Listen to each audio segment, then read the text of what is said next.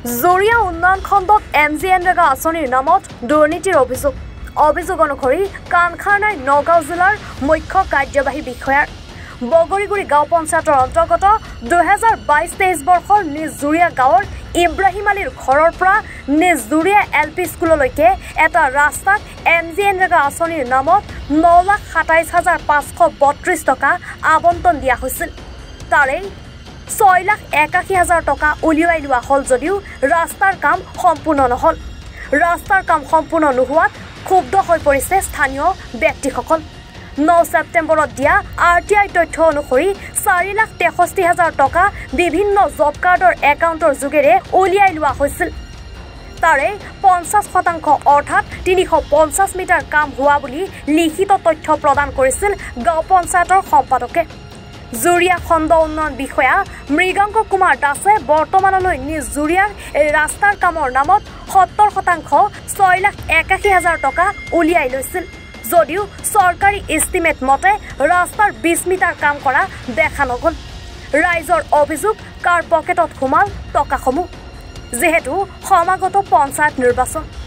অভিযোগ মতে কামৰ পৰিৱৰ্তে পূৰ্বৰ ৰাস্তাতে ফটো মাৰি টকা উঠোৱাত তৎপৰ হৈ পৰিছে বগৰীগুৰি গাঁও পঞ্চায়তৰ চৰকাৰী বিষয়ববীয়াৰ লগতে জুৰিয়া উন্নয়ন খণ্ডৰ বিষয়াসকল। কাৰ আশীৰ্বাদত বগৰীগুৰি গাঁও পঞ্চায়তত চলাই গৈছে MGNৰেগা আঁচনিৰ লুণ্ঠন। ইয়াৰ বিৰুদ্ধে মাননীয় মুখ্যমন্ত্ৰী হিমন্ত বিশ্ব শৰ্মাক তদন্তৰ আহ্বান জনাইছে স্থানীয় ৰাইজে। কাম দিয়া নাই এইখন ৰাস্তাত কাম কেনেকুৱা ৰাস্তা কামেই হোৱা নাই। 20-25 গাড়ী মাটি হ'ব পেলাইছে, বাকীখিনি পইচা যিকেইটা আছে চবকেইটা উঠাই 7 লাখ মান উঠাই লৈছে। মানে ফটো মাৰে যে ক'ৰ মানুহ আনি পেলাই বেলেগ ক'ৰ পৰা মানুহ আনি পেলাই ফটোটো মাৰি পেলাই লৈ আছে। আপোনাৰ ঘৰটো নিজজুৰীয়া ৰাস্তাটোতো আপোনাৰ ঘৰৰ কাষতে কিন্তু আপোনাৰ কাম নিদিয়ে মানে কাম নকৰে মানে ইয়াত কাম কৰা নাই। সিহঁতে সেই তাত অলপ বেলেগৰ পৰা মানুহ আনি পেলাই ফটোটো মাৰি পেলাই লৈ গৈ আছে। কোনে এইটো দুৰ্নীতি কৰি আছে? চাইফুল আৰু আছে সিহঁতে 5-6জন মানুহ, এইটো নামটো নাজানো।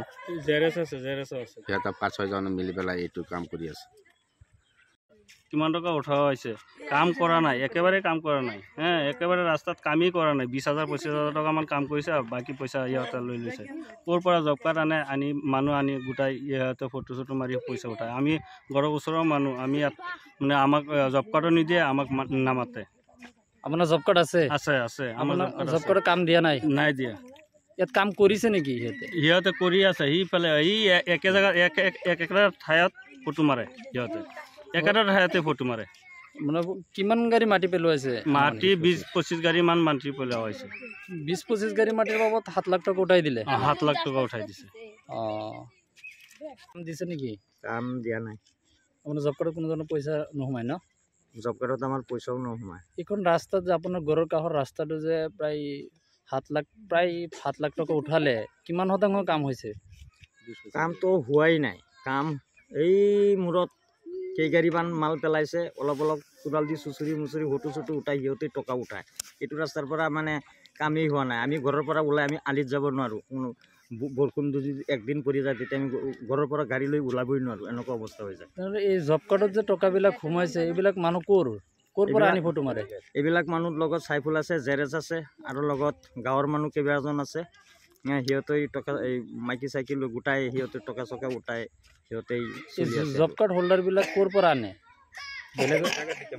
ক'ৰ পৰা আনে? এইটো জেগাৰ পৰা আনে মানুহ, বেলেগৰ পৰা মানুহ আনে। কিন্তু আপোনাৰ ঘৰটো নিজজুৰীয়া? মোৰ ঘৰ নিজজুৰীয়া। আপোনাৰ জব কাৰ্ডত কোনো ধৰণৰ কাম নিদিয়ে? আমাকতো কাম দিয়া নাই জব কাৰ্ডৰ। জুৰিয়াৰ পৰা আজমল হুছেইনৰ ৰিপৰ্ট, এনি ভাৰত 24।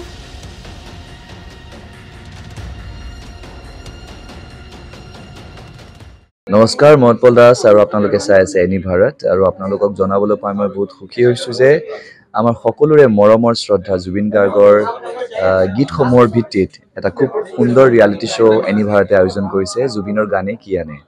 এই প্ৰথম ছিজনটোত অডিশ্যনছ আৰম্ভ হ'ব আগষ্টৰ পৰা অসমৰ বিভিন্ন জিলাত। গতিকে মই সমূহ কলা কুশলী, বিশেষকৈ যিসকল প্ৰতিভাশীল গায়ক গায়িকা আছে আমাৰ সমাজত, তেওঁলোকলৈ মই এটা আহ্বান জনাইছোঁ তেওঁলোকে প্ৰস্তুত হওক এই ৰিয়েলিটি শ্ব'ৰ বাবে আৰু তাৰিখটো হৈছে 15 আগষ্ট 2024 চন এনি ভাৰতৰ অডিশ্যন জুবিনৰ গানে কি আনে